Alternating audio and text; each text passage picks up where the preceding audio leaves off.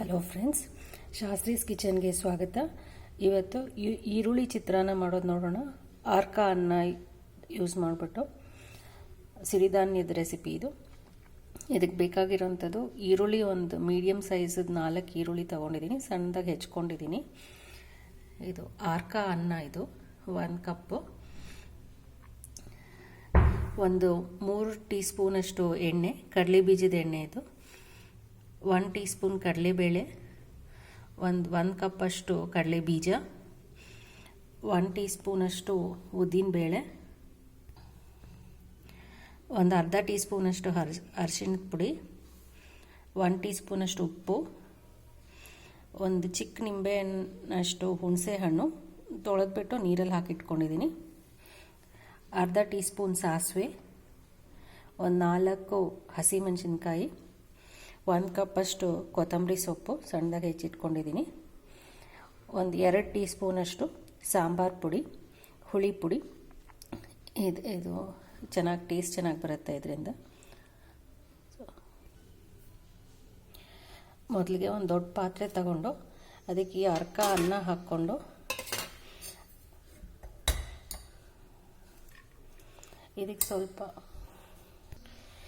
ಇದಕ್ಕೆ 1 ಟೀ ಸ್ಪೂನಷ್ಟು ಎಣ್ಣೆ ಹಾಕ್ಕೊಂಡು ಇದನ್ನು ಸ್ವಲ್ಪ ಆರೋದಕ್ಕೆ ಬಿಡೋಣ.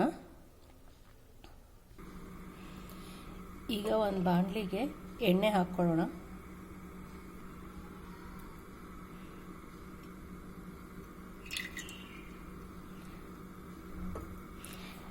ಎಣ್ಣೆ ಕಾದ್ಮೇಲೆ ಸಾಸಿವೆ ಹಾಕ್ಕೊಳ್ಳೋಣ. ಈಗ ಇದಕ್ಕೆ ಸಾಸಿವೆ ಹಾಕೋಣ. ಸಾಸಿವೆ ಸಿಡಿತಾ ಇದ್ದಂಗೆ ಕಡಲೆಬೇಳೆ, ಉದ್ದಿನಬೇಳೆ, ಕಡಲೆ ಬೀಜ ಇದು ಹಾಕ್ಕೊಂಡು ಸ್ವಲ್ಪ ಹುರ್ಕೊಳ್ಳೋಣ. ಇದನ್ನು ಕಡಲೆ ಬೀಜ ಸ್ವಲ್ಪ ಕ್ರಿಸ್ಪಾಗಲಿ. ಈಗ ಇದಕ್ಕೆ ಹಸಿಮೆಣಸಿನ್ಕಾಯಿ, ಅರಿಶಿನ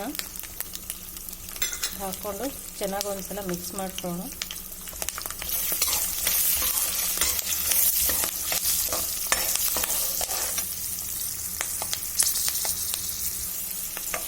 ಈಗ ಕಡಲೆ ಬೀಜ ಚೆನ್ನಾಗಿ ಕ್ರಿಸ್ಪಾಗಿ ಆಗಿದೆ. ಈಗ ಇದಕ್ಕೆ ಈರುಳ್ಳಿ ಹಾಕ್ಕೊಳ್ಳೋಣ.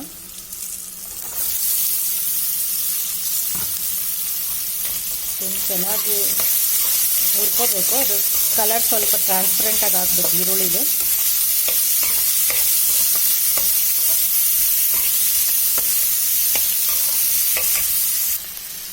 ಈಗ ಈರುಳ್ಳಿ ಸ್ವಲ್ಪ ಟ್ರಾನ್ಸ್ಪರೆಂಟಾಗಿ ಆಗಿದೆ.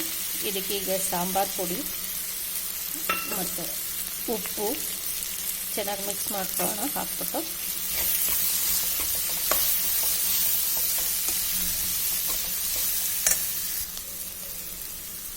ಈಗ ಇದಕ್ಕೆ ಹುಣಸೆ ಹಣ್ಣಿನ ನೀರು ಹಾಕಿ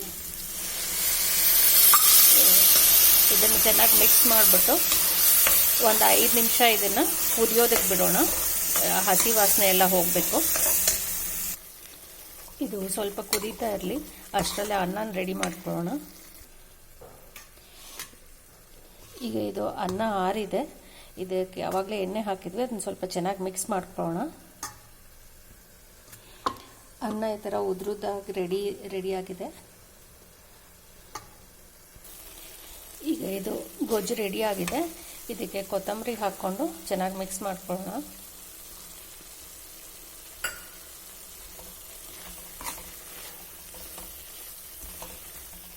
ಒಂದು 2 ನಿಮಿಷ ಇದು ಸ್ವಲ್ಪ ಇದಾಗಲಿ, ಕೊತ್ತಂಬರಿ ಜೊತೆ ಮಿಕ್ಸ್ ಆಗಲಿ ಚೆನ್ನಾಗಿ. ಈಗ ಗೊಜ್ಜು ರೆಡಿ ಇದೆ. ಇದನ್ನು ಅನ್ನಕ್ಕೆ ಹಾಕಿ ಮಿಕ್ಸ್ ಮಾಡ್ಕೊಳ್ಳೋಣ. ಈ ಅನ್ನಕ್ಕೆ ಗೊಜ್ಜು ಹಾಕ್ಕೊಂಡು ಮಿಕ್ಸ್ ಮಾಡ್ಕೊಳ್ಳೋಣ.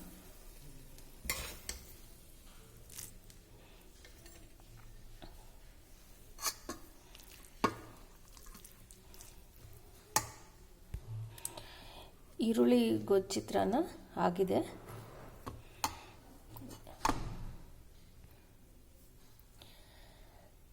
ಟೇಸ್ಟಿ ಆ್ಯಂಡ್ ಹೆಲ್ದಿ ಆರ್ಕ ಅನ್ನದ ಈರುಳ್ಳಿ ಗೊಜ್ಜು ಚಿತ್ರಾನ್ನ ಆಗಿದೆ. ಈ ರೆಸಿಪಿ ನೀವು ಟ್ರೈ ಮಾಡಿ.